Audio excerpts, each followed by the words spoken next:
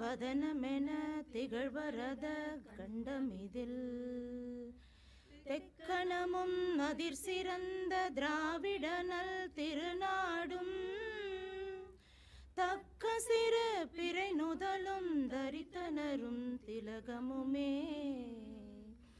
அத்திலக வாசனை போல் அனைத்துலகும் இன்பமுற எத்திசையும் புகழ் மணக்க இருந்த பெரும் தமிழனங்கே தமிழனங்கே உன் சீரிழமை திறம்பியந்த செயல் மறந்து வாழ்த்ததுமே வாழ்த்ததுமே வாழ்த்ததுமே.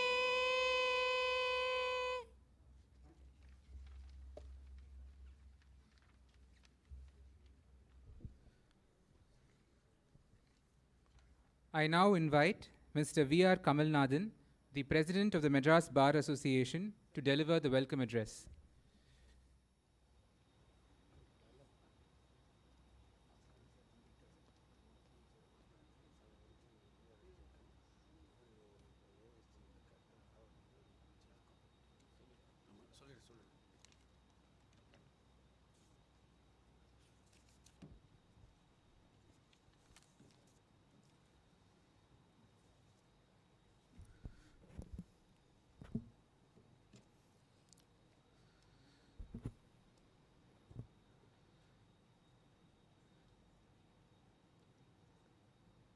தமிழோடு பிறந்து தமிழாகவே வளர்ந்து கம்பன் எனும் கடலில் நீந்தி காப்பியங்களில் கரைந்து அதன் ஆழ அகலங்களில் நம்மை அமர வைத்து அழகு பார்க்கும் சித்தர் இன்று சிலம்பில் உள்ள சட்டம் பேசும் சிறப்பை நுகர வைக்கும் அனுபவத்தை நமக்கு அளிக்க வந்துள்ளார். உழைப்பால் உயர்ந்து உச்சத்தை தொட்ட மாண்புமிகு நீதியரசர் ராமசுப்பிரமணியன் அவர்கள் தமிழ் கேட்போம்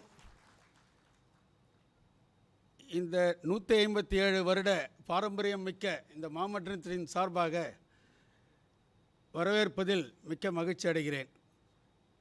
my Lord Honorable Mr. Justice V. Ramasubramanian, Judge Supreme Court of India, my Lord Honorable Justice, Chief Justice Munishwarnath Bandari, Honorable Judges of this Honorable Court, Mr. Vijay Narayan, Senior Advocate, former President of MBA, former Advocate General and Chairman of MBA Law Academy,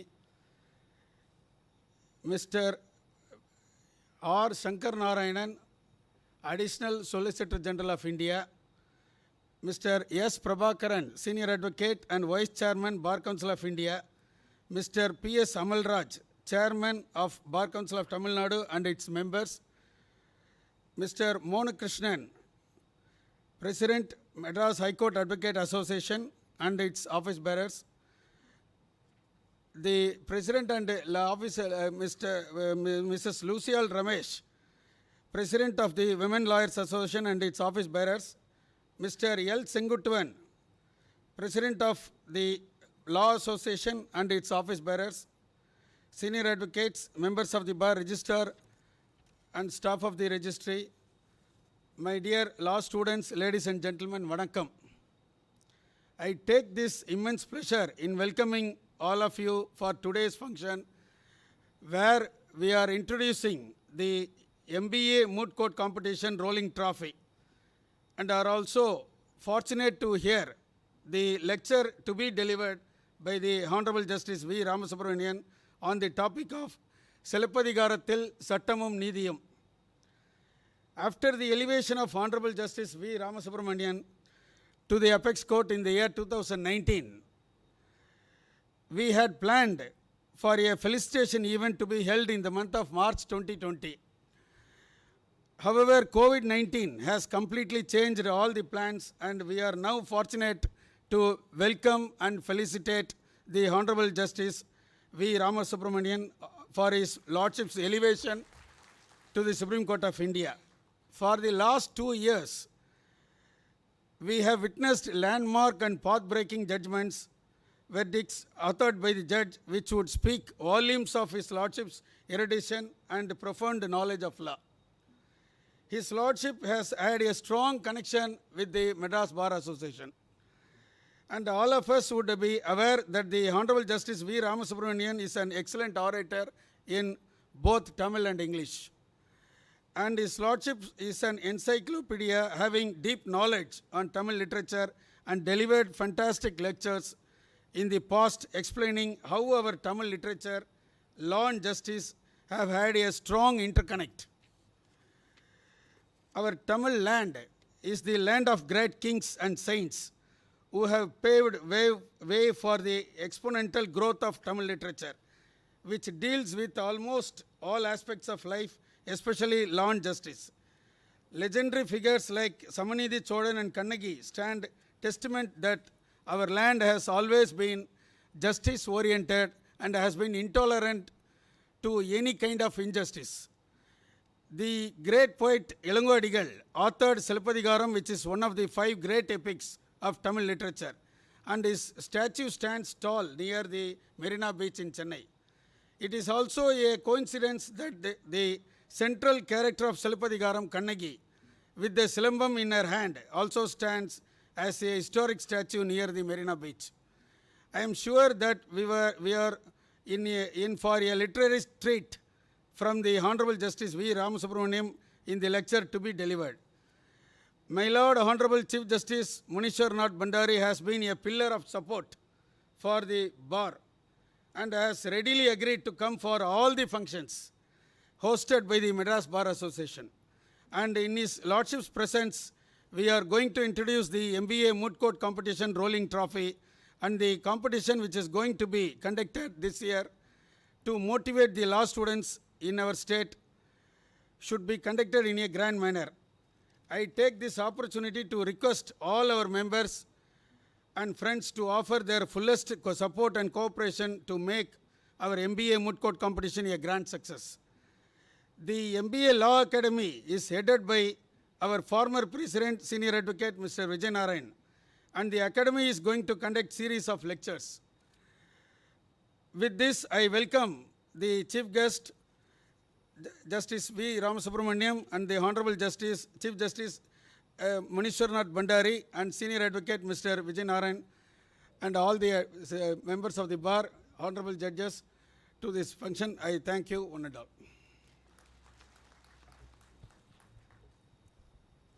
We extend a warm welcome to all the honorable judges on behalf of the Madras Bar Association.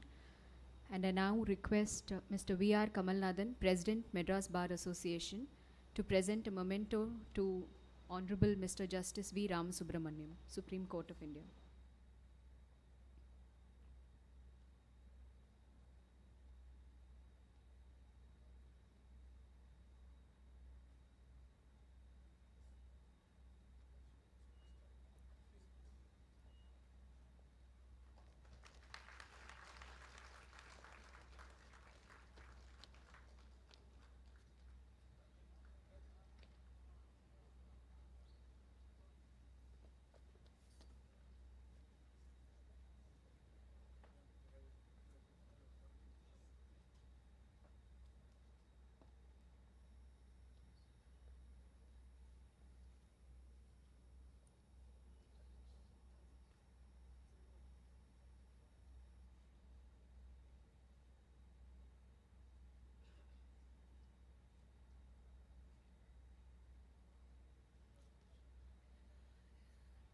It is an honor to have your lordships here with us.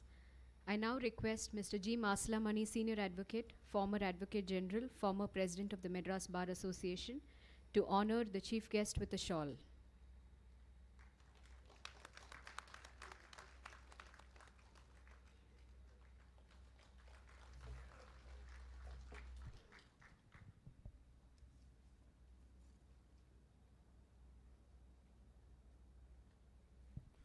Thank you, sir.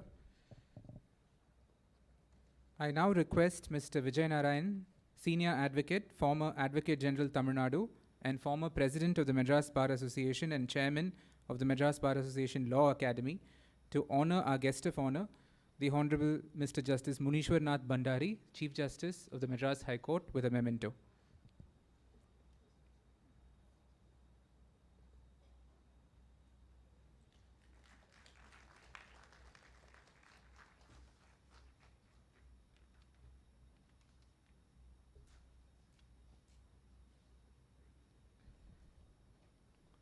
Thank you, sir.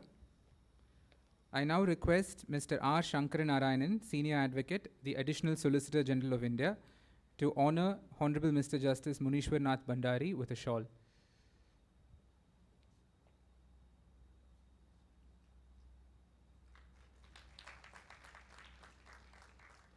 Thank you, sir.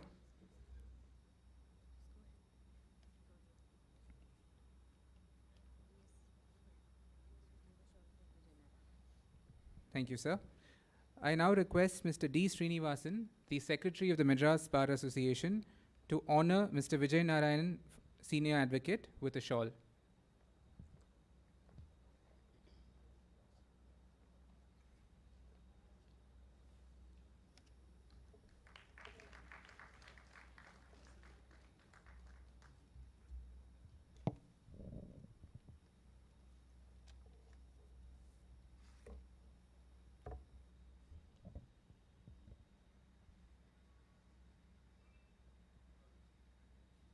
I now request Mr. Vijay Narayan to deliver his address.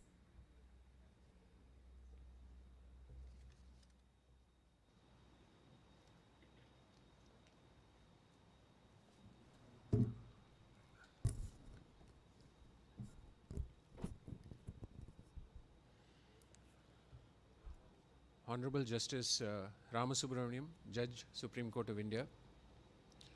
Honorable Chief Justice Bhandari, Chief Justice of the Madras High Court.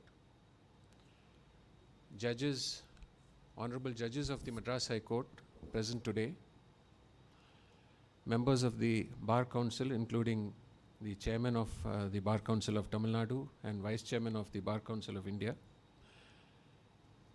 My learned friend, Mr. Shankara Narayanan, the Additional Solicitor General of India.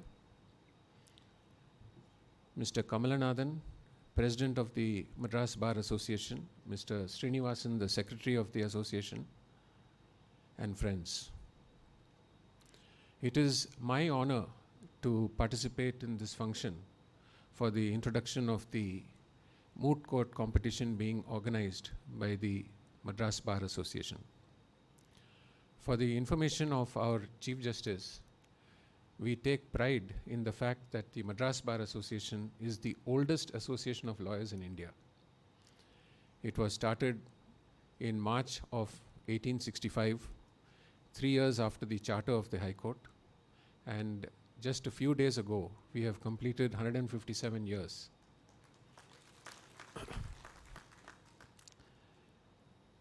The idea of a moot court competition was in fact mooted about 4 years ago when I was the president of the Bar Association, and I had appointed a very enthusiastic committee of youngsters to organize the moot court competition. But due to various reasons, the idea did not take off. And I'm really happy that Mr. Kamalanathan, the present president, has brought that idea to fruition today. In our days as students, law was the last refuge of those who did not get into engineering or medicine. But today, law is taken very seriously. And I find that there are a very large number of youngsters in our High Court and in most High Courts, people who have passed out from all the national law schools and other good colleges that have been set up over the last 20 years. And that portends a very bright future for our profession. Moot courts are a very important tool in honing legal skills. And the moot court being organized by the Madras Bar Association, I'm sure, will be one of the best moot courts to be organized in this country. The MBA Academy was started during the presidency of Mr. Sundareshan. It started with very good objects, giving lectures on law by eminent speakers. But soon after it was started, unfortunately, COVID-19 happened, and the number of lectures which they originally intended to have did not happen.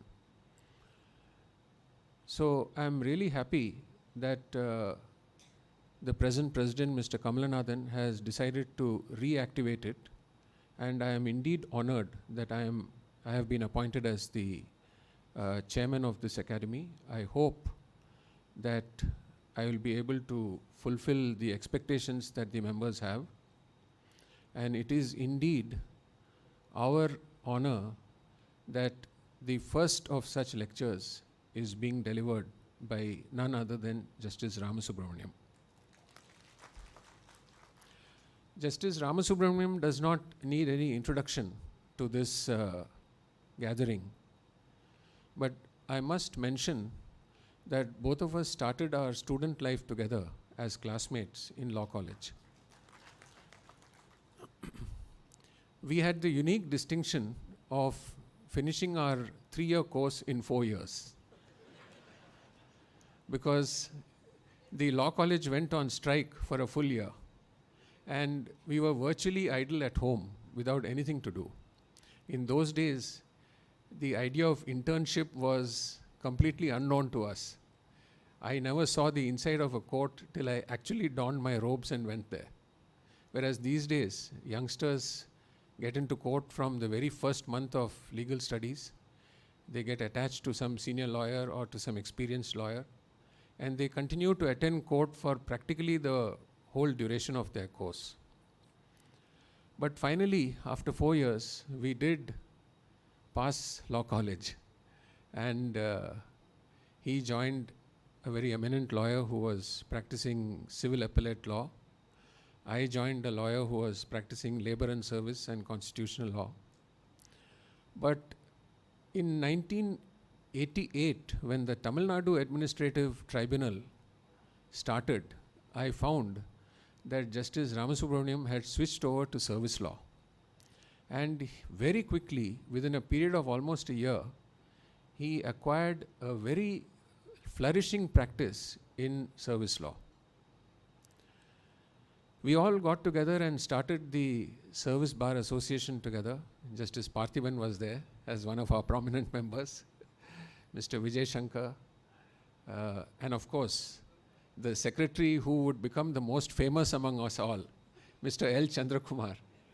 His judgment overturned a constitution bench and went to 7 judges, and it evolved a very good legal principle which is there for all time to come. That is, that Article 226 and the right of judicial review is a part of the basic structure of the Constitution.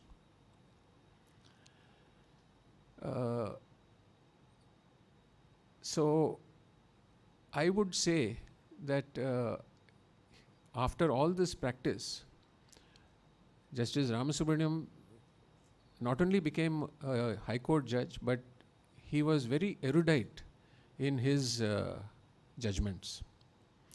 There are 2 things which I must mention specifically. One is that he has, you can see in his judgment, flashes of humor. His court sessions are very lively, and even in his judgments, you will see that same subtle sense of humor that you see in the courtroom. Secondly, he is a person with a very strong sense of justice. When he hears the facts of a case, he will decide which is the person who should win the case. That is his sense of justice. He knows immediately who is right and who is wrong. And he doesn't mind tweaking the law to see that the person who is in the right will get justice. That is a great quality in a judge, because sometimes we get so caught up in the law that we forget to realize what justice is. Therefore, I think it is only right today, though, as he told me a little earlier, I will not be able to understand a word of his lecture. I am happy that he is here to inaugurate the 2nd innings of the MBA Academy, and I hope that we will have many such occasions when eminent speakers will come to our High Court and deliver lectures on various subjects. Thank you very much, Mr. Kamalnathan, for giving me this opportunity. Thank you.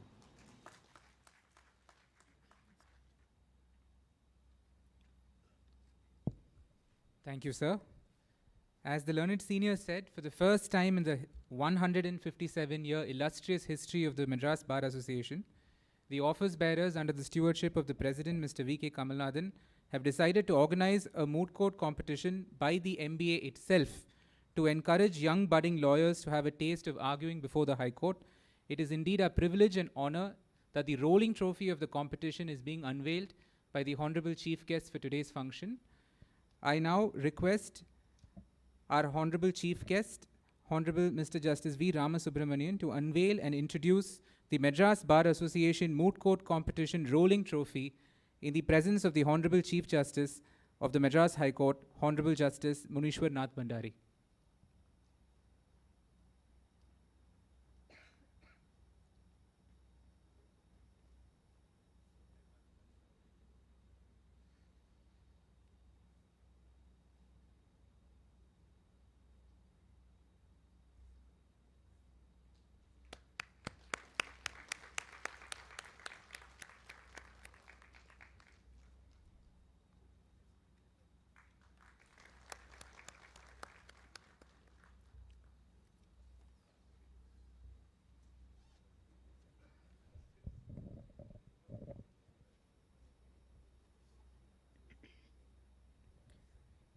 respected judges, ladies and gentlemen, like former Advocate General Mr. Vijayanarayan said, the esteemed speaker of today, Honorable Mr. Justice V. Ramasubramanian, needs no introduction. His Lordships is a man of distinction in law, language, and literature. His Lordships is known for his panache in articulation and passion for the Tamil language, and how can I not mention his inimitable sense of wit and humor. It wouldn't be an exaggeration if I were to say that his Lordships is the Oscar Wilde of the Indian judiciary. His judgments are replete with literary references and anecdotes that make them all an interesting read. Today, though, he has been called upon to do quite the opposite, to infuse law into epic literature and give us his enlightened interpretations on Silapadigarathil Sattamum Neediyum. We welcome Honorable VRSJ, as we know him, to make this evening an enjoyable session of literature nuanced with law. I welcome your Lordships.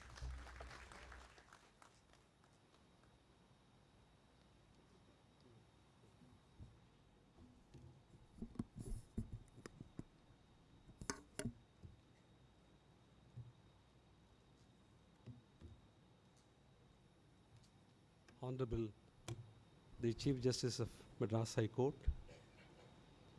Honorable Judges of the Madras High Court, Mr. Kamal Nathan, President of the Madras Bar Association, Mr. Vijayanarayan, Senior Advocate and Chairman of the MBA Law Academy, the office bearers of the Madras Bar Association, Senior Advocates, my dear friends.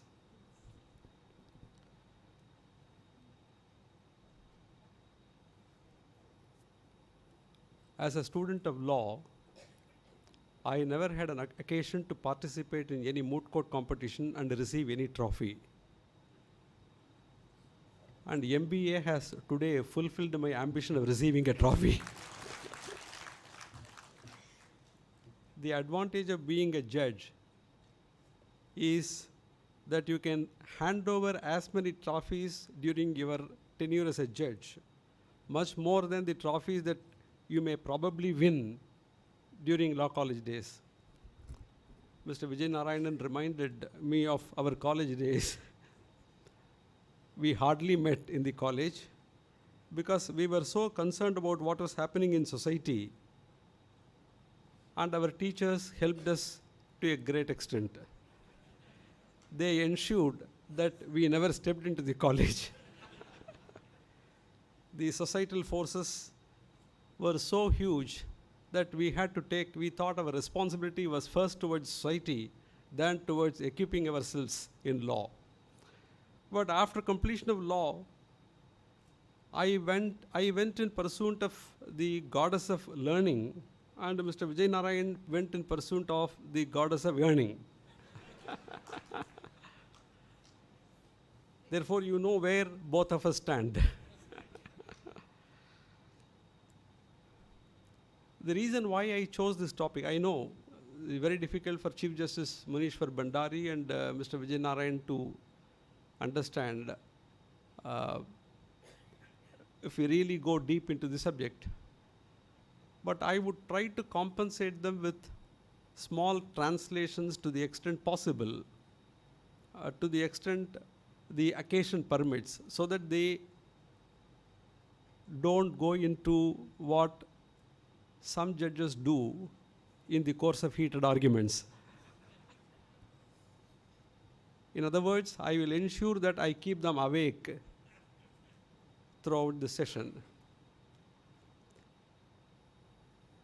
But there is a very interesting combination on the dais. சிலப்பதிகாரத்தை பாடத் தொடங்கிய போது முடிகழு வேந்தர் மூவர்க்கும் உரியது அடிகள் நீரே அருளுக என்று தொடங்குகிறது Silappatikaram.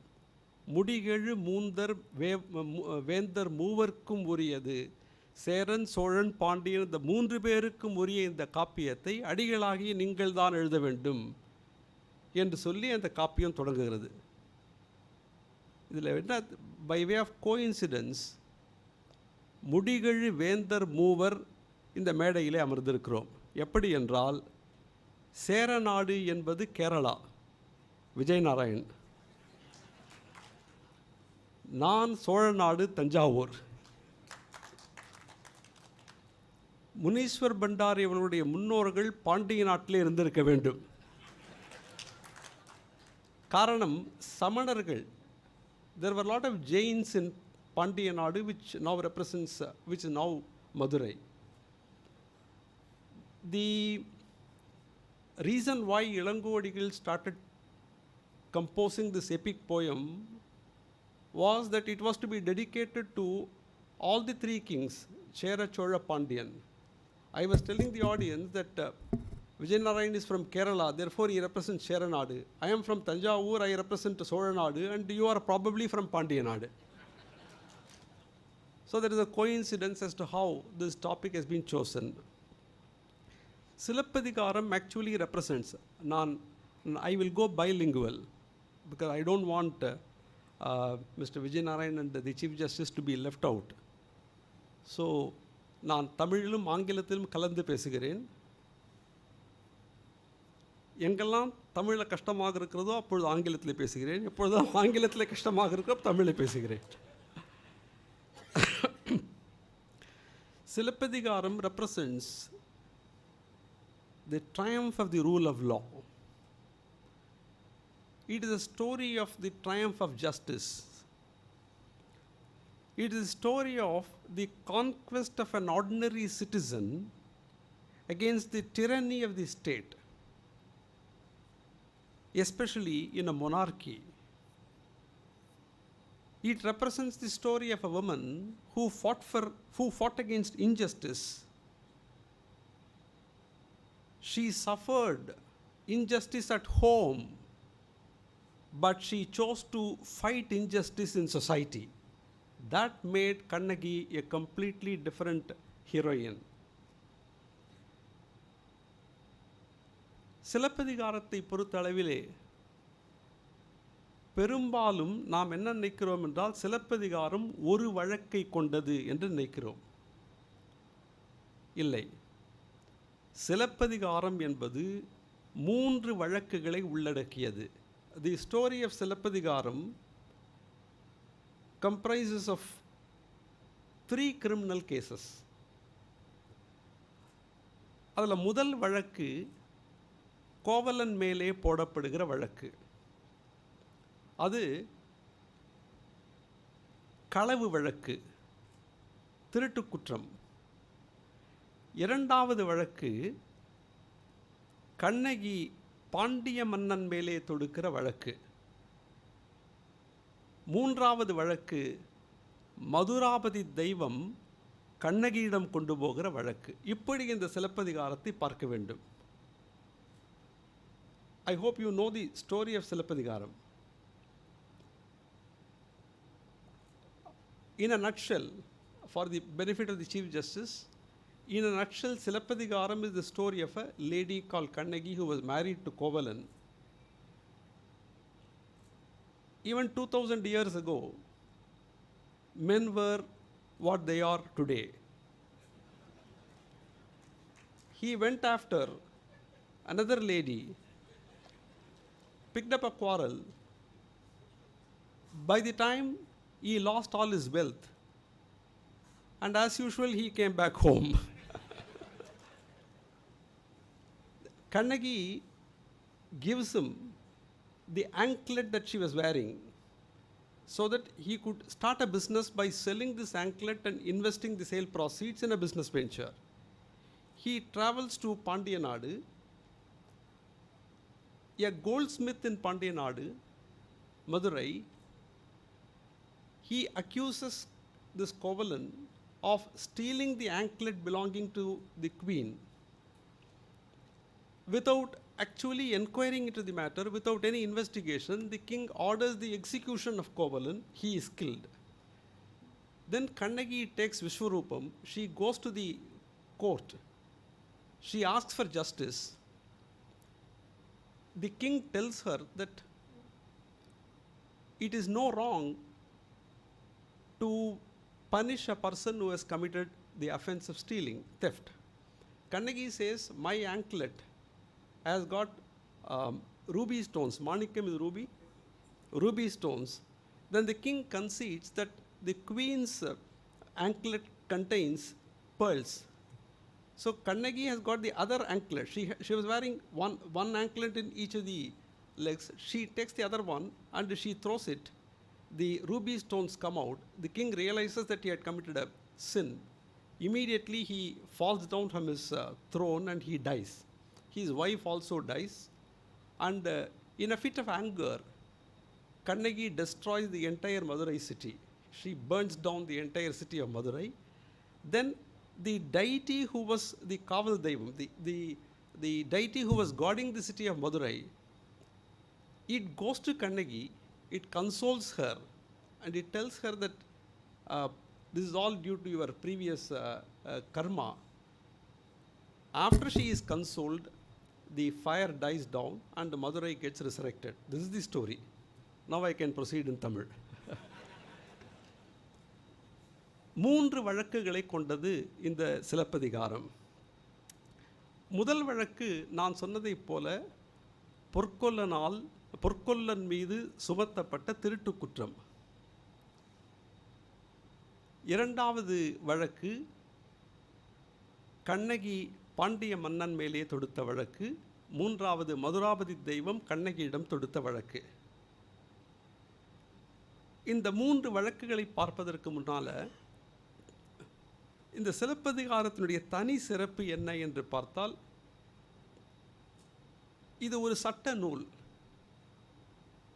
It is a book full of nuances of legal principles.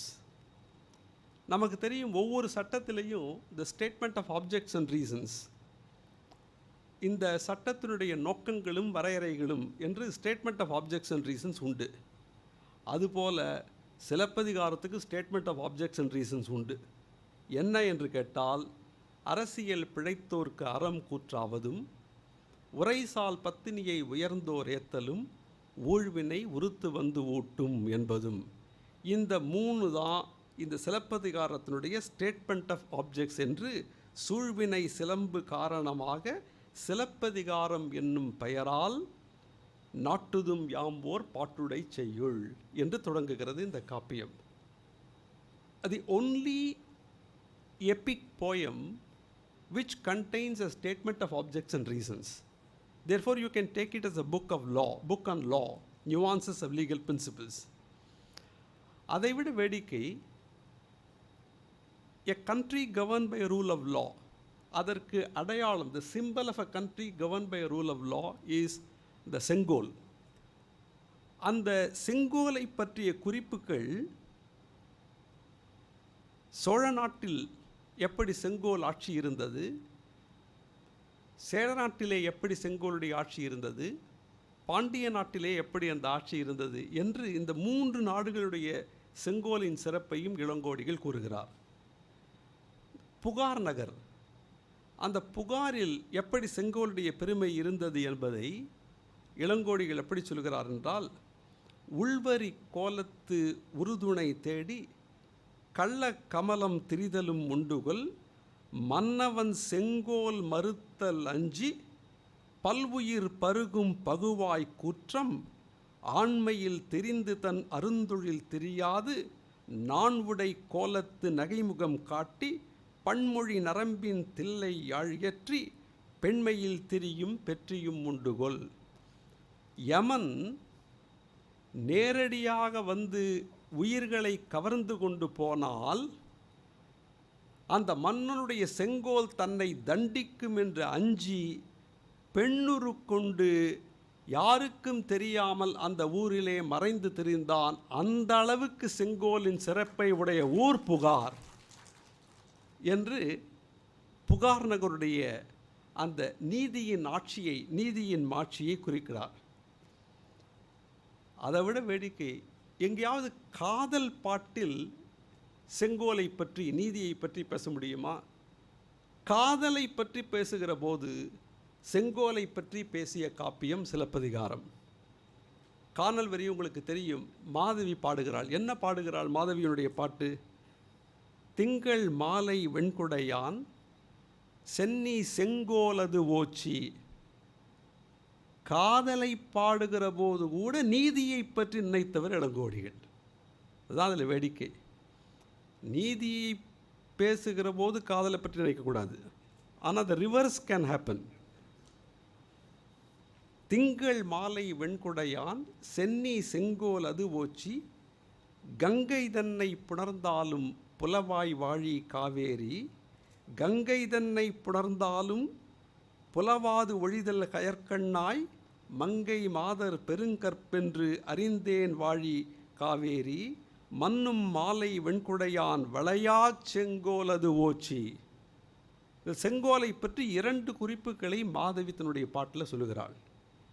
அப்போ கோவலன் அதற்கு பதில் பேசுகிறான். அந்த கோவலன் தன்னுடைய பதிலேயும் மருங்கு வண்டு சிறந்து ஆர்ப்ப மணிப்பூ ஆடை அது போர்த்தி கருங்கையல் கண்விழித்து ஒல்கி நடந்தாய் வாழி காவேரி.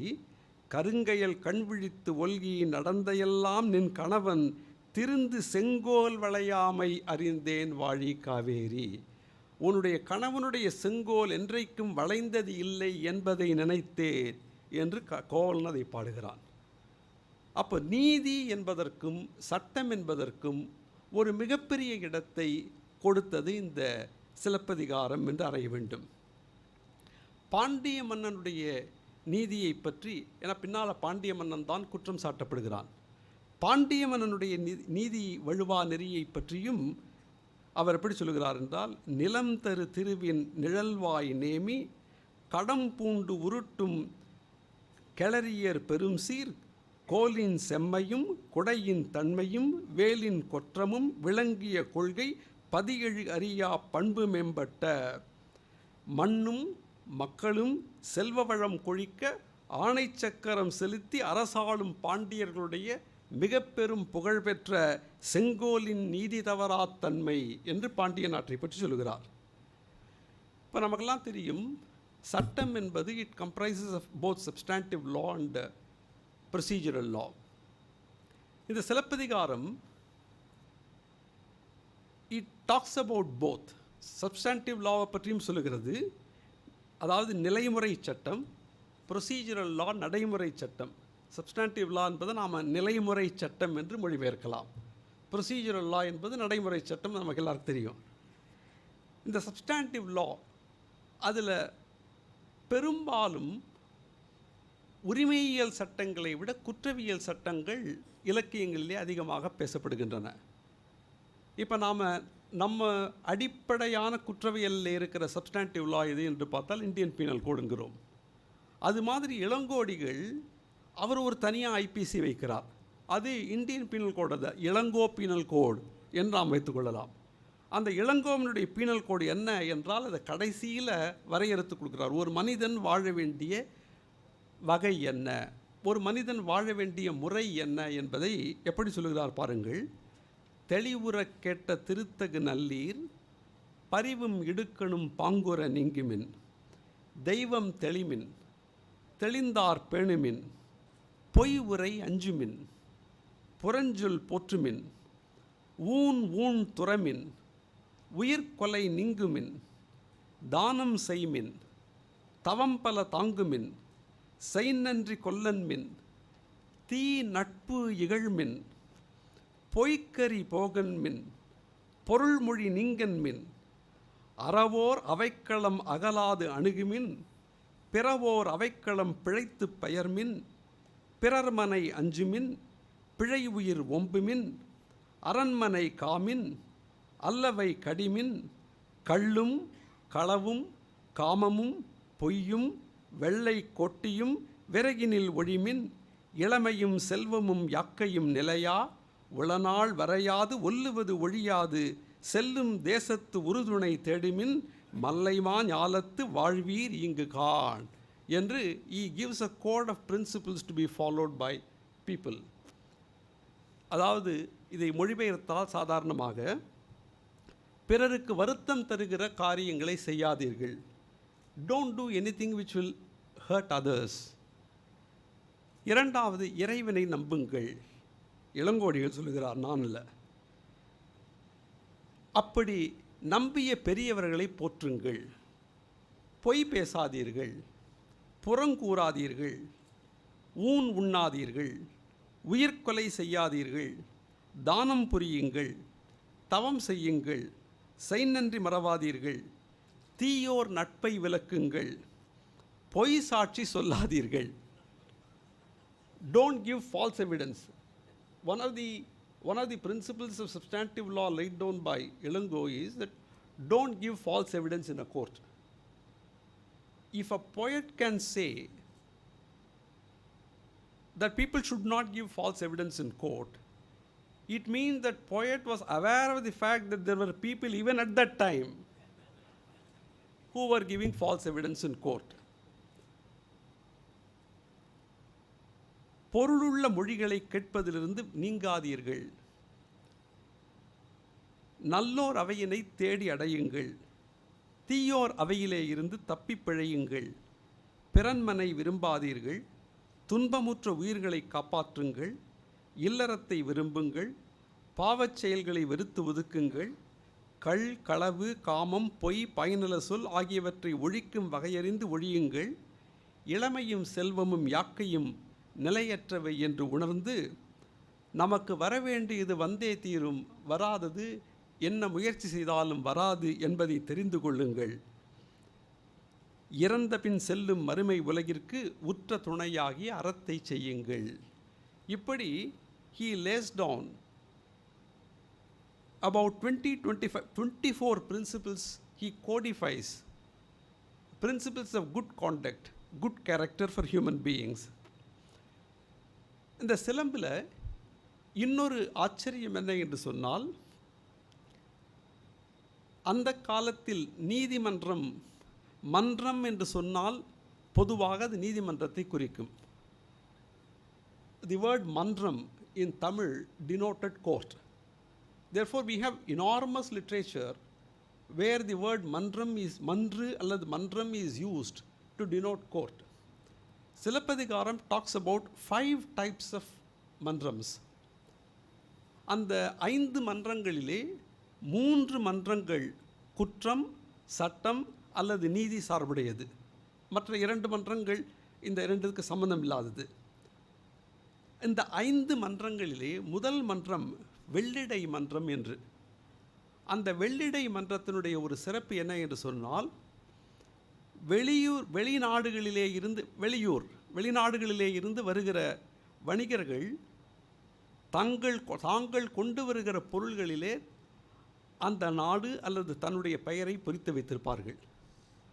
அங்கே என்ன ஒரு சிறப்பு என்றால், அந்த ஊரில் கடைகளுக்கு தாழ்பால் இல்லை. The வெள்ளிடை மன்றம் is one of those 5 மன்றம்ஸ் where people used to bring lot of material for trade and commerce. But the beauty of that place was that none of the departmental stores there had a door or lock. It was all kept open. But people who took other people's goods were found out. The punishment given to them was very, very interesting. Suppose they steal some rice, 2-3 bags of rice will be loaded onto his head, and he will be asked to go round and round that place. So he will be afraid of committing the mistake once again. So it was a different kind of punishment. The kind of punishment that was awarded to people in that Vellidai Mandram was so onerous that people were afraid of committing theft. So இது வெள்ளிடை மன்றம் ஒன்று. இரண்டாவது இளஞ்சி மன்றம் என்பது, அந்த இளஞ்சி மன்றம் was exclusively reserved for people who are differently abled. கூனர், குள்ளர், ஊமையர், செவிடர், தொழுநோயாளர் ஆகியோர் முழுகிய அளவிலேயே பழுதில்லாத பளபளக்கக்கூடிய உடம்பை பெறக்கூடிய ஒரு சுனையை கொண்டிருந்த மன்றம் அந்த மன்றம் என்று இளஞ்சி மன்றம் என்று சிலப்பதிகாரம் சொல்லுகிறது. அதுக்கு சட்டத்திற்கு சம்பந்தமில்லை. நெடுங்கல் நின்ற மன்றம் என்று 3வது மன்றம். அந்த மன்றம் வஞ்சனையாக பிறர் மருந்து ஊட்டியதால் பித்தேறியவர்கள், நஞ்சினை உண்டு நடுங்கும் துயர்வுற்றவர்கள், இது மாதிரி யார் யாருக்கெல்லாம் தீராத நோய் உற்றவர்களோ அவர்களை அந்த நோயை தீர்ப்பதற்காக ஏற்பட்ட மன்றம் மூன்றாவது மன்றம். 4வது சதுக்கபூத மன்றம். அந்த சதுக்கபூதத்தினுடைய சிறப்பு என்னவென்றால், அதில் பாருங்கள் வேடிக்கை, இந்த சிலம்பு எழுதப்பட்ட காலம் 2ஆம் நூற்றாண்டு என்று சொல்லப்படுகிறது. இப்போ நாம் 21ஆம் நூற்றாண்டில் இருக்கிறோம். அந்த சதுக்கபூதத்தினுடைய சிறப்பு என்ன என்றால், தவ வேடம் பூண்டு அதற்கு பொருந்தாத வகையிலே நடக்கிற போலி துறவிகள். அப்போ அந்த போலி துறவிகளும் அப்போவே இருந்திருக்கிறோம். அதனால் ஏதோ இப்போ தான் நாம் கண்டுபிடித்து விட்டோம் என்று நினைக்காதீர்கள். நாம் நம்முடைய பாரம்பரியத்தை கட்டி காக்கிறோம். அப்படி தவ வேடம் பூண்டு அதற்கு பொருந்தாத வகையிலே நடக்கிற போலி துறவிகள். 2வது, கணவன் நம்புமாறு நடந்து அவனுக்கு துரோகம் இழைத்து பிற ஆடவரை விரும்பும் தீய பெண்டிர், தன் அரசனை காட்டிக் கொடுக்கும் அமைச்சர், பிறன்மனை விரும்புவோர், பொய் சாட்சி கூறுவோர், புறம் பேசுவோர் ஆகிய இவர்கள் என் கயிற்றிலே அகப்படுவார்கள் என்று சொல்லி கையில் ஒரு கயிற்றை சுற்றி கொண்டிருக்கிற சதுக்கபூதம் இருக்கிற இடம் சதுக்கபூத மன்றம். த லா என்ஃபோர்ஸ்மெண்ட். சதுக்கபூத மன்றம் என்பதை நாம் we can understand it to mean a kind of law enforcement agency, maybe enforcement directorate or central bureau of investigation, whatever you may call it. Then 5வது மன்றம் பாவை மன்றம். இந்த பாவை மன்றத்தினுடைய சிறப்பு என்ன என்று சொன்னால், அரைசு கோல் கோடினும். பாவை மன்றம், the 5th type of mantram is a very very special mantram where it was empowered even to punish the king. The other 2 codes were intended to take care of common citizens who commit wrongs. ஆனால் இந்த பாவை மன்றத்தினுடைய சிறப்பு, arise கோல் கோடினும் அறம் கூறு அவையத்து உரைநூல் கோடி உருதிரம் பற்றிலும் நாவொடு நவிலாது நவை நீர் உகுத்து பாவை நின்று அழும் பாவை மன்றமும். அரசன் என்றைக்கெல்லாம் செங்கோல் தவறுகிறானோ, என்றைக்கெல்லாம் அறம் உரைக்கப்படும் அவையில் வழக்குகளில் அறம் உரைப்போர் நீதி நூலுக்கு அப்பாற்பட்டு ஒரு சார்பாக நீதி கூறுகிறார்களோ, அப்போதெல்லாம் தன்னுடைய கண்களிலே கண்ணீர் வடித்து அதன் மூலம் அநீதி நடந்தது என்பதை காட்டக்கூடிய ஒரு மன்றம் பாவை மன்றம். அரசன் தவறு செய்து விட்டான், நீதிமன்றம் தவறு செய்து விட்டது என்பதை நேரடியாக சொல்லாமல் தான் அழுவதன் மூலம் நீதி பிழைத்தது என்பதை நிலைநிறுத்துகிற ஒரு மன்றம். இது 5வது மன்றம். இப்படி இளங்கோடிகள் தான் காட்டுகிற 5 விதமான மன்றங்களிலே 3 விதமான மன்றங்களை சட்டத்திற்கும் சட்டத்தினுடைய ஆட்சிக்கும் நீதியினுடைய மாட்சிமைக்கும் காட்டுகிறார். இப்போ நான் முதல்ல தொடங்குகிற போது சொன்னேன் 3 வழக்குகள் இந்த சிலப்பதிகாரத்திலே உண்டு என்று. அதில் முதல் வழக்கை பார்ப்போம். இந்த முதல் வழக்கு பொற்கொல்லனால் அரசனிடம் கொண்டு போகப்படுகிற கோவலன் மேல் சுமத்தப்படுகிற திருட்டு குற்ற வழக்கு. இதில் இந்த Goldsmith acts as both the investigator and the prosecutor.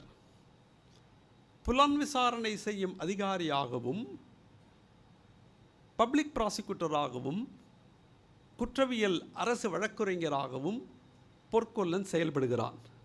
அப்போ அவனுடைய வாதம் எப்படி இருக்கிறது, how effective the arguments of the public prosecutor was என்பதை இளங்கோடிகள் ரொம்ப அற்புதமாக காட்டுகிறார்.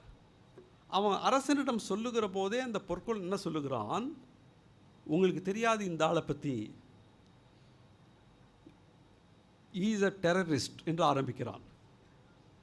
எப்படி ஆரம்பிக்கிறான், கன்னகம் இன்றியும் கவைக்கோல் இன்றியும் துண்ணிய மந்திர துணையென கொண்டு வாயில்லாளரை மயக்கு துயில் அறுத்து கோயிற் சிலம்பு கொண்ட கள்வன் கல்லன் பேரூர் காவலன் கரந்தன் சில்லை சிறுகுடில் அகத்திருந்தோன் என கையில் எந்தவிதமான கன்னக்கோல் குத்துக்கோல் எதுவுமே இல்லாமல் தன்னுடைய மாய மந்திரத்தினாலே உங்களை மயக்கி உங்கள் பொருள்களை கவர்ந்து கொள்ளக்கூடிய ஒரு கள்வனை நான் பிடித்து வைத்திருக்கிறேன் என்று எடுக்கும்போதே அவனுடைய he creates an impression on the king. ஒரு மிகப்பெரிய திருடனை நான் பிடித்து கொண்டு விட்டேன் என்று. அந்த வாதத்திலே மயங்கி போய் கிடக்கிற மன்னனிடம் ஒரே வார்த்தை வாங்குகிறான். அப்படியானால் அந்த கள்வனை கொன்று அச்சிலம்பு கொணர்க. அந்த கள்வனை கொண்டு என்பதற்கு பதிலாக அந்த கள்வனை கொன்று அச்சிலம்பு கொணர்க. A very small mistake in the manner in which the judgment was delivered. அவன் தன்னுடைய தீர்ப்பை படிக்கிற போது மன்னன் செஞ்ச ஒரே ஒரு சிறு பிழை, கள்வனை கொண்டு அச்சிலம்பு கொணர்க என்று சொல்வதற்கு பதிலாக கள்வனை கொன்று என்று சொல்லுகிறான். இதையே சாக்கா வைத்துக்கொண்டு அந்த பொற்கொல்லன் காவலர்களை அழைத்து கொண்டு கோவலன் இருக்கிற இடத்துக்கு போகிறான். ஆனால் அந்த நாட்டினுடைய சிறப்பை பாருங்கள். இந்த பொற்கொல்லனோடு போகிற காவலர்கள் கோவலனை பார்த்த பிறகு இவன் திருடனாக இருக்க முடியாது என்கிறார்கள். சாதாரண அந்த பொற்கொல்லன் acts as the public prosecutor. But அவனோடு போகிற ஆர்டினரி போலீஸ் கான்ஸ்டபிள் அந்த அக்யூஸ்டை பார்த்துட்டு இவன் தப்பு செய்திருக்க முடியாது என்கிறார்கள். அப்பொழுது அந்த நாட்டிலே எந்த அளவுக்கு நீதி பரிபாலனம் இருந்தது என்று பாருங்கள். உடனே இந்த பொற்கொல்லன் என்ன செய்கிறான்? He did not stop as a prosecutor before the king. He also acted as a prosecutor before the police constable. அவன் அந்த காவலர்களிடமும் வாதாடுகிறான். அந்த காவலர்கள்ட்ட அந்த பொற்கொல்லன் சொல்லுகிறான், மந்திரம், தெய்வம், மருந்தே நிமித்தம், தந்திரம், இடனே, காலம், கருவி என்ற 8 அன்றே இழுக்குடை மரபின் கட்டுவுண் மக்கள் துணையெனத் திரிவது மருந்தின் பட்டீர் ஆயின் யாவரும் பெரும்பெயர் மன்னனின் பெருநவை பட்டீர் மந்திரம் நாவிடை வழுத்துவராயின் இந்திரகுமாரரின் யாம் காண்குலமே. தெய்வத் தோற்றம் தெளிகுவராயின் கையகத்து உருபொருள் காட்டியும் பெயர்குவர் மருந்தின் நங்கண் மயக்குவர் ஆயின் இருந்தோம் பெயரும் இடனுமார் உண்டே என்று ஒரு மிகப்பெரிய ஒரு லெக்சர் கொடுக்குறான்.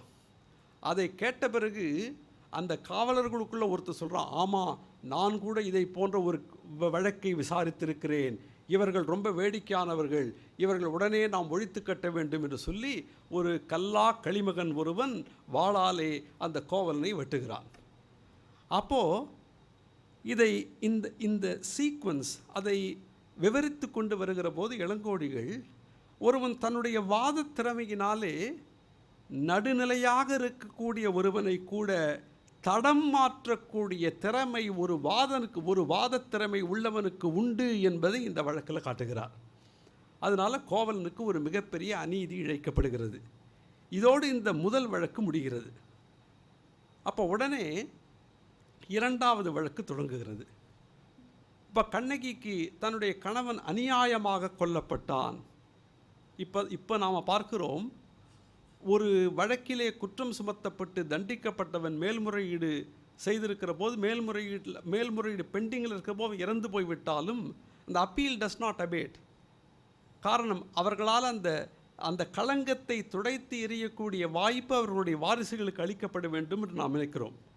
இப்போ கண்ணகி இந்த வழக்கை பாண்டியனிடம் கொண்டு போனதுனால கோவலனுடைய உயிர் திரும்பி வரப்போவதில்லை, ஆனால் அந்த களங்கம் துடைக்கப்படும் என்கிற கருத்தை நிலையுறுத்துகிற 2வது வழக்கு அந்த வழக்கு கண்ணகி கொண்டு போகிற வழக்கு. அப்போ அவள் என்ன ஆரம்பிக்கிறா? கண்ணகியினுடைய வாதத்தில் ரொம்ப அற்புதம் என்ன என்று சொன்னால், ஃபர்ஸ்ட் 3 கேள்விகளை அவள் எழுப்புகிறாள். 1, விசாரணை இல்லாமல் தேரா மன்னா செப்புவதுடையேன். தேரா என்றால் வினைவிளை காலம் ஆதலின் மன்னவன் தேரானாகி என்று பதிகத்தில் வருகிறது. அப்போது அவனுடைய ஊழ்வினை உறுத்து வந்துட்டிய காரணத்தினால ஆராயாமல், தெளியாமல், வழக்கை விசாரிக்காமல் தேரான் தெளிவும் தெளிந்தான் கண் ஐயுறவும் தீரா இடும்பை தரும் என்று வள்ளுவன் சொன்னதைப் போல தேராமன்னா செப்புவதுடையேன், நீ ஆராயாமல் ஒரு விசாரிக்காமல் தீர்ப்பு கொடுத்து விட்டாய். That is the first charge that Kannagi brings against the king. ரெண்டாவது, you have not looked in to precedents. முன்னுதாரணங்களை நீ பார்க்க தவறிவிட்டாய். நான் எந்த ஊர்லேருந்து வருகிறேன் தெரியுமா? நீதி பரிபாலனத்திற்கு 2 முன்னுதாரணங்களை கொண்ட ஊரிலே இருந்து நான் வருகிறேன். எப்படிப்பட்ட ஊர்லேருந்து வருகிறேன்? எள்ளரு சிறப்பின் எமையவர் வியப்ப புல்லொரு புன்கண் தீர்த்தோ நன்றியும் வாயிற் கடைமணி நடுநா நடுங்க ஆவின் கடைமணி உகுநீர் நெஞ்சு சுடத் தான் தன் அரும்பெறர் புதல்வனை ஆழியின் மடித்தோன் பெரும்பெயர் புகார் என் பதியே. அப்போது I am arguing my case with 2 precedents. One was that of Sibi Chakravarthy. Sibi சக்கரவர்த்தியினுடைய வழக்கில் என்ன ஒரு தனிச்சிறப்பு என்ன என்று சொன்னால், ஒரு பருந்து ஒரு புறாவை துரத்தி கொண்டு வருகிறது. அந்த புறா சிபி சக்கரவர்த்தியிடம் அடைக்கலம் அடைகிறது. புறா பருந்துக்கு உணவாக வேண்டும். அப்படி உணவாக விட்டால் புறா இறந்துவிடும். பருந்துக்கு உரிய உணவை மறுத்தால் அந்த பருந்து இறந்துவிடும். இந்த 2 உயிரிலையும் அவர்களுடைய உயிர் ஒன்றுக்கொன்றோடு தொடர்புடையதாக இருக்கிறது. அப்போ என்ன செய்ய வேண்டும் என்கிற போது, புறாவை காப்பாற்றிவிட்டு அந்த பருந்தின் பசிக்காக தன்னுடைய உடம்பிலே இருக்கிற சதையை அறுத்து கொடுக்கிறான் சிபி சக்கரவர்த்தி. அதுதான் அந்த நீதி, அந்த அவன் வழங்கிய நீதியில் இருக்கிற சிறப்பு. அந்த வழக்கையும் அடுத்து வாயிற் கடைமணி நடுநா நடுங்க, ஒரு பசு தன்னுடைய அரண்மனை வாயிலே வந்து ஆராய்ச்சி மணியை அடித்த காரணத்தினாலே தன்னுடைய மகனை தேர்காலிலே இட்டு கொன்ற மனுநீதி சோழனுடைய கதையை 2வது கதை. இப்படி 2 விதமான ப்ரெசிடென்ட்ஸை காட்டி she starts arguing the case. அதற்கு பிறகு 3வது அந்த மன்னனுக்கு உணர்த்துவது, you have not seen the material object. திருட்டு வழக்கிலே முக்கியமாக திருடப்பட்ட பொருள் நீதிமன்றத்திற்கு வர வேண்டும். The mistake committed by the king was that he did not even see the object that was stolen. அவனுடைய மனைவியினுடைய காற்சிலம்பு திருடப்பட்டது. அதை கொண்டு வந்து அதை எக்ஸாமினே பண்ணாமல் தண்டனை கொடுத்தான். அதனால the first case to be written in any epic where a material object was marked was probably the case brought forth by Kannagi. MO1, MO2 என்று இப்பொழுது குற்றவியல் வழக்கில் மெட்டீரியல் ஆப்ஜெக்ட் நாம் மார்க் பண்ணுறோமே, அந்த மெட்டீரியல் ஆப்ஜெக்டை முதல்ல மார்க் பண்ணது கண்ணகி தான் என்று நான் நினைக்கிறேன். அவருடைய கால் சிலம்பை கொண்டு வந்து அது மாணிக்கப்பரல் இருக்கிறது என்று நிரூபித்து காட்டுகிறாள். இப்படி 2வது வழக்கு, it assumes significance for 3 things. Number 1, you have delivered a judgment in a criminal case without inquiry. Number 2, you have not looked into precedents. Number 3, you did not even examine the object that was supposed to have been stolen. So இப்படி 2வது வழக்கு முடிவடைகிறது. அதற்கு பிறகு அந்த கண்ணகி அந்த மதுரையை எரித்த பிறகு மதுராபதி தெய்வம் கண்ணகியிடம் வருகிறது. அந்த மதுராபதி தெய்வத்திற்கு இருக்கிற கடமை என்ன என்று சொன்னால், கண்ணகி மதுரையை எரித்த பிறகு அந்த மதுரைக்கு ஒரு களங்கம் ஏற்படுகிறது.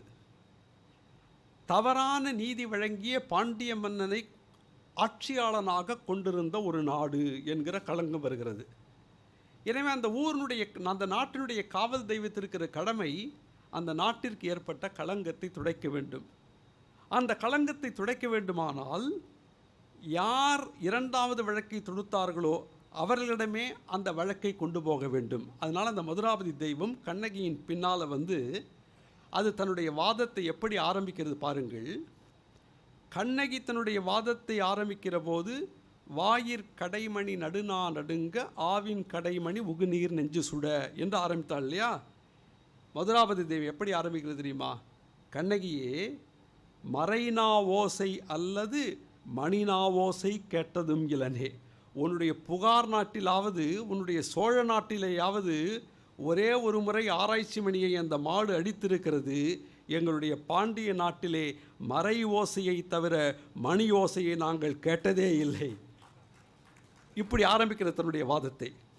அப்படி ஆரம்பித்து 2 கதையை சொல்லுகிறது இந்த மதுராபதி தெய்வம். அது சொல்லுகிற முதல் கதை பொற்கை பாண்டியனுடைய கதை. அந்த பொற்கை பாண்டியன் என்ன செய்கிறான்? People had immense faith in Porkai Pandian. Porkai பாண்டியனுடைய the original name of the Mathurapati Deivam cites two examples about two great kings. One was called Porkai Pandian, the Pandya king with a golden hand. அவன் என்ன செய்கிறான்? ஒரு முறை கீரந்தை என்பவன் வாணிபத்திற்காக வெளியூருக்கு போகிறான்.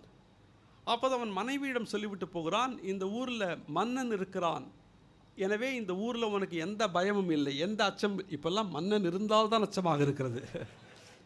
மன்னன் இருக்கிறான், உனக்கு அச்சம் இல்லை என்று சொல்லி போகிறான். அந்த மன்னனுக்கு ரொம்ப சந்தோஷம். தினமும் இரவிலே பாண்டியன் ஊரெல்லாம் போய் மக்கள் நலமாக இருக்கிறார்களா, ஏதாவது அச்சத்திற்குரிய செய்திகள் உண்டா என்று பார்க்கிறான். ஒரு நாளைக்கு அந்த கீரந்தை திரும்ப வந்து விட்டான். அவனும் அவனுடைய மனைவியும் வீட்டில் உரையாடி கொண்டிருக்கிறார்கள். இந்த மன்னனுக்கு ஒரு அச்சம், யாரோ வீட்டுக்குள்ளே வந்து விட்டார்கள் போல் இருக்கிறதே என்று கதவை தட்டுகிறான். அப்போது அந்த கீரந்தை கேட்கிறான், மன்னன் இருக்கிறான், அச்சப்பட வேண்டியதில்லை என்று சொன்னேனே, வீட்டு கதவை யாரோ தட்டுகிறானே இரவிலே என்று கேட்கிறான். அப்போ மன்னனுக்கு என்ன பயம் வருகிறது? நம் வேலே இந்த பெண்ணும் இந்த ஆணும் வைத்த நம்பிக்கை பொய்த்து போகிறதோ, இரண்டாவது நடுகிரவிலே யாரோ நம்முடைய வீட்டு கதவை தட்டுகிறானே, நாம் இல்லாத போது இப்படி யாரோ கதவை தட்டி இருப்பானோ என்று அந்த கணவனுக்கு சந்தேகம் வந்து விடுமோ என்ற பயம் இந்த மன்னனுக்கு வருகிறது. எனவே அந்த மன்னன் என்ன செய்கிறான்? அந்த வீட்டில் மட்டும் இல்லாமல் அந்த தெருவில் இருக்கிற எல்லா வீடுகளிலேயும் கதவை தட்டுகிறான் அன்று இரவு. அடுத்த நாள் காத்தால அந்த தெருவில் இருக்கிற எல்லா மக்களும் அந்த மன்னனிடம் போய், நேற்று இரவு யாரோ எங்கள் வீட்டு கதவை தட்டினார்கள், நீ இருக்கிற போது தைரியமாக ஒருவன் எங்கள் வீட்டு கதவை இரவிலே தட்டலாமா என்று கேட்கிறார்கள். உடனே இந்த மன்னன், அப்படி தட்டிய ஒருவனை பிடித்தால் என்ன தண்டனை கொடுக்கலாம் என்று கேட்கிறான். அந்த தட்டியை கையை வெட்ட வேண்டும் என்று அந்த மக்கள் தீர்ப்பு சொல்லுகிறார்கள். உடனே ஒரு வாளை எடுத்து தன்னுடைய கையை அந்த மன்னன் வெட்டி கொள்கிறான். அப்போதுதான் மக்களுக்கு தெரிகிறது, மன்னன் தான் நம்மை காப்பதற்காக கதவை தட்டினான், நாமே அவனுக்கு தீங்கு விளைத்து விட்டோம் என்று அந்த மக்கள் புலம்புகிறார்கள். அவன் ஒரு பொற்கை, ஒரு தங்கத்திலே ஒரு கையை செய்து வைத்துக் கொள்கிறான். அதிலிருந்து அவனுக்கு, இதில் வேடிக்கையை பாருங்கள், அந்த பொற்கை பாண்டியனுடைய ஒரிஜினல் நேம் யாருக்கும் தெரியாது. அவன் பேரே பொற்கை பாண்டியன் என்று ஆகிவிட்டது, காரணப்பெயர் ஆகிவிட்டது, ஆகுபெயர் இல்லை. அப்போது மக்களுடைய தீர்ப்புக்கு மன்னன் பணிந்த காலம் இந்த நாட்டிலே உண்டு என்று இரண்டாவது வாதத்தை மதுராபதி தெய்வம் வைக்கிறது.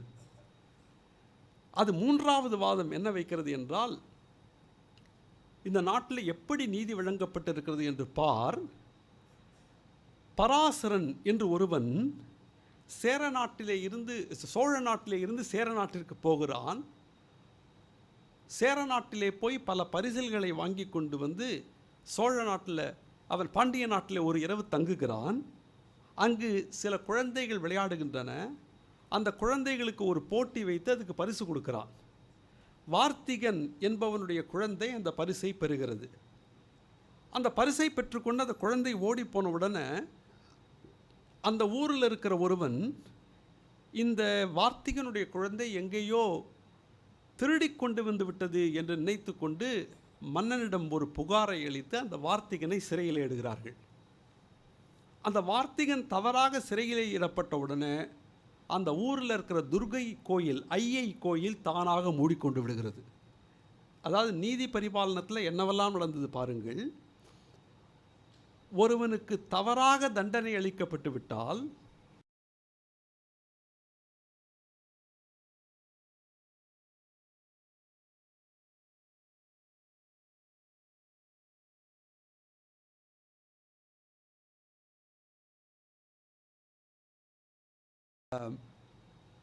பாண்டிய மன்னன் என்ன செய்தான், ஒரு வழக்கிலே நான் தவறாக தீர்ப்பு கொடுத்து விட்டேன், அதனால் அதுக்கு பிராயச்சித்தம், நான் இந்த தவறுக்கு நான் என்ன சரி செய்ய வேண்டும் என்றால், சிறைப்படு கோட்டம் சீமின் யாவதும் கரைப்படு மாக்கள் கரை வீடு செய்மின் இடுபொருள் ஆயினும் படுபொருள் ஆயினும் உற்றவர்க்கு உறுதி பெற்றவர்க்காமென யானை எருத்தத்து அணிமுரசு இரி கோன்முறை அறைந்த கொற்ற வேந்தன் தான்முறை பிழைத்த தகுதியும் கேள்னி 4 விஷயங்களை அவன் செய்கிறான். அந்த வார்த்திகனை தவறாக சிறையிலே இட்ட காரணத்திற்காக பரிகாரமாக மன்னன் என்ன செய்கிறான்? முதல்ல அந்த வார்த்திகனுடைய காலிலே மன்னன் விழுந்து வணங்குகிறான், என்னை மன்னித்து கொள்ளென்று. இரண்டாவது, அந்த வார்த்திகனுக்கு ஒரு ஊரை தானமாக கொடுக்கிறான். மூன்றாவது, சிறைச்சாலையை கம்ப்ளீட்டாக மூடிட்டான். இனிமேல் இந்த ஊரில் சிறைச்சாலை தேவையில்லை, ஏன்னால் நான் தவறாக ஒருவனுக்கு தண்டனை வழங்கி சிறையிலே போட்டேன். சிறைச்சாலையை சிதைத்து, 4வது வரி விதிப்புகளை ரத்து செய்து, 5வது பிறர் வரவிட்ட பொருளாயினும் புதையல் ஆயினும் எடுத்தார்க்கும் கொண்டார்க்கும் உரியது என்று யார் யாரிடம் இருக்கிற பொருள்கள் அரசாங்க பொருளாக இருந்தாலும் அவர்களுக்கே உரியதாகட்டும் என்று அறிவித்து, தான் ஒரே ஒரு வழக்கிலே நீதி தவறிய காரணத்திற்காக இவ்வளவு காரியங்களை செய்கிறான் அந்த மன்னன். அந்த மன்னனை கொண்ட நாடு பாண்டிய நாடு. எனவே இந்த நாட்டிலே தவறாக நீதி வழங்கப்பட்டு விட்டது என்று வருத்தப்படாதே என்று மதுராபதி தெய்வம் சொல்லுகிறது கண்ணகியிடம். மூன்றாவதாக அந்த கோவலனுடைய முற்பிறப்பு கதையை சொல்லுகிறது. முற்பிறப்பிலே 2 பேருக்குள்ளே சண்டை நடந்தபோது ஒரு வணிகன் அங்கே வருகிறான். அந்த வணிகனை தவறாக நினைத்தவனுக்கு தண்டிக்கப்படுகிறான் சங்கமன் என்பவன். அந்த சங்கமனுடைய மனைவி நீலி தன்னுடைய கணவன் தவறாக கொல்லப்பட்ட காரணத்தினாலே வருத்தப்பட்டு ஒரு 14 நாட்கள் விரதம் இருந்து தன்னுடைய உயிரை துறக்கிறாள். இந்த பிறப்பிலே அந்த சங்கமனை காட்டி கொடுத்த பரதன் தான் கோவலனாக பிறந்தான். அந்த நீலிதான் நீயாக பிறந்தாய்.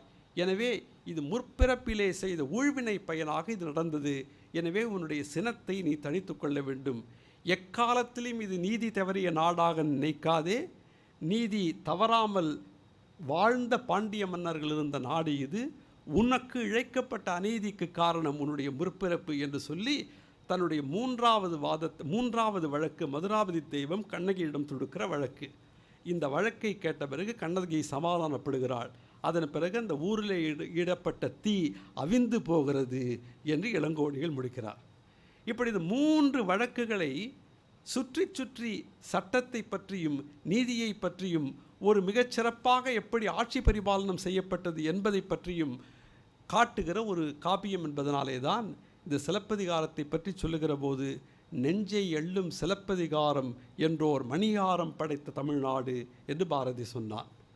பாரதியிடம் போய் கேட்டார்கள், இந்த தமிழ்நாட்டுக்கு என்ன பெருமை என்று.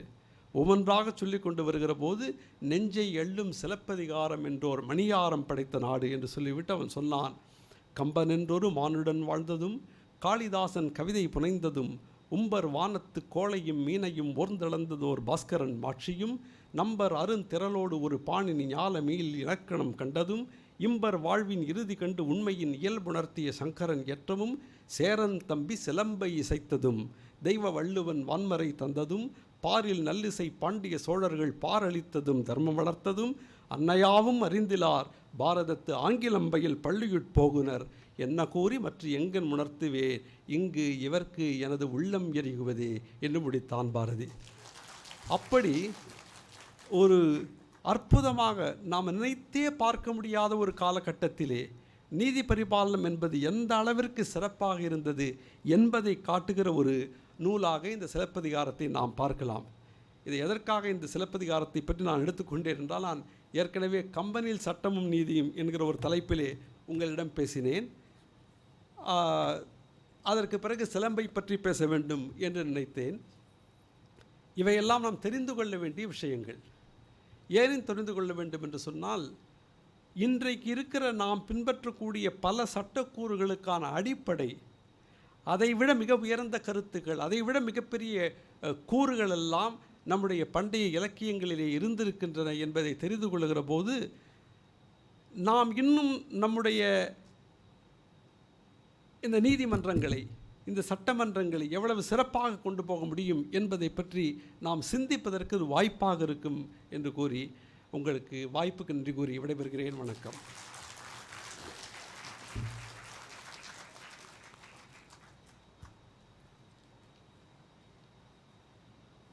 Thank you, my lord. We're all very, very grateful for the deeply enriching treatise the legal perspectives of the Silappadigaram.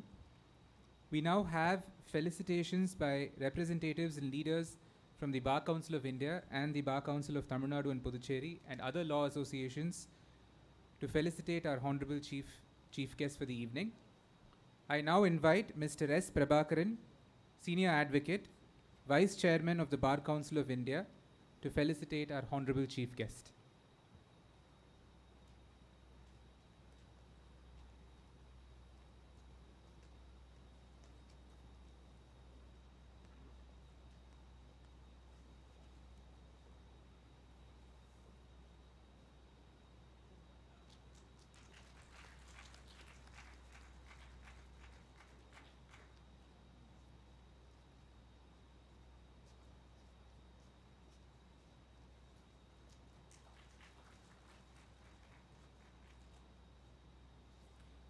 I now request Mr. Amal Raj, the Chairman of the Bar Council of Tamil Nadu and Puducherry, and other office bearers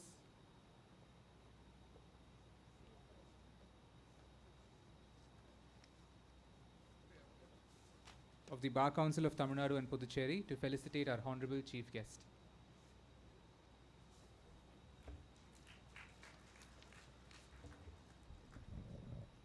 I now request Mr. G. Mohanakrishnan, President, Madras High Court Advocates Association, to honor the Chief Guest.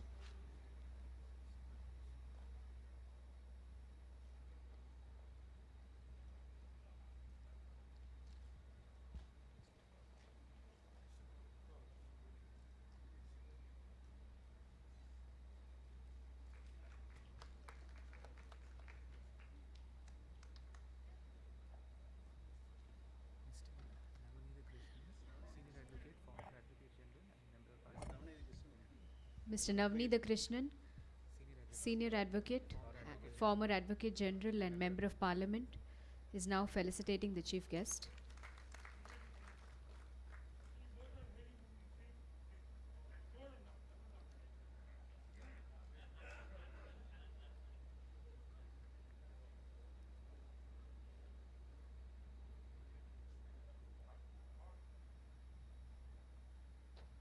I now request Mrs. Louisal Ramesh, President, Women Lawyers Association, to please come to the dais and honor the Chief Guest.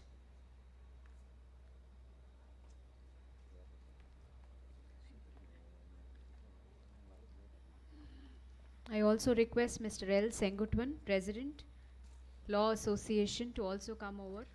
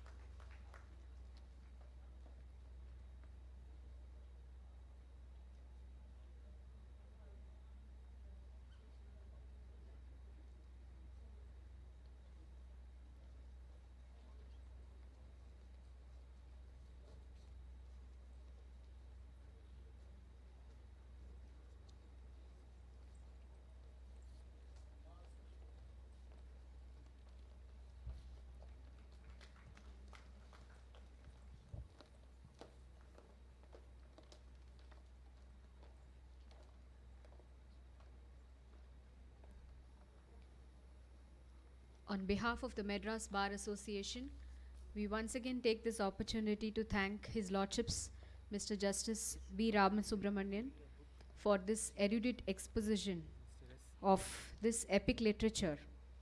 And I now call upon Mr. D. Srinivasan, Secretary, Madras Bar Association, to propose the vote of thanks. Before that, Mr. S. Ilamvaradi is presenting a book to the Chief Guest.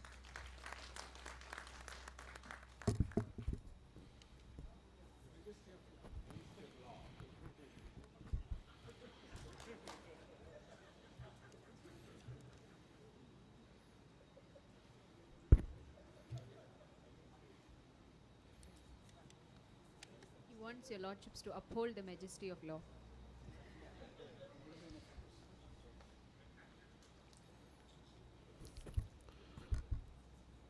Madras bar association சார்பாக இந்த இனிய மாலை நிகழ்ச்சியில் கலந்து கொண்ட நீதியரசர் திரு we Ramasubramaniam அவர்கள் மற்றும் சென்னை உயர்நீதிமன்றத்தின் தலைமை நீதியரசர் திரு முனீஸ்வரநாத் பண்டாரி மற்றும் இங்கு பங்கு கொண்டிருக்கும் அனைத்து நீதியரசர்களுக்கும்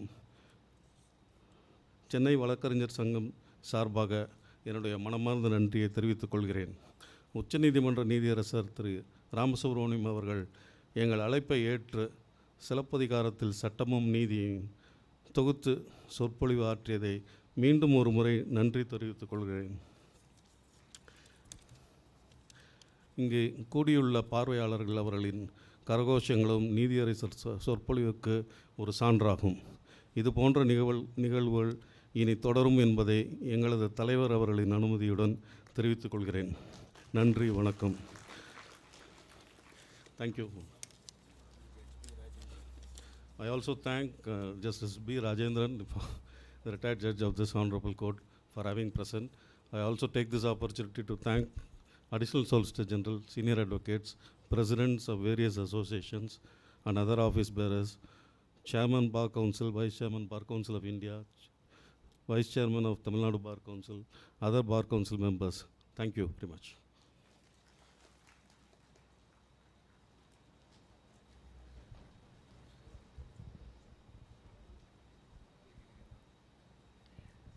National Anthem.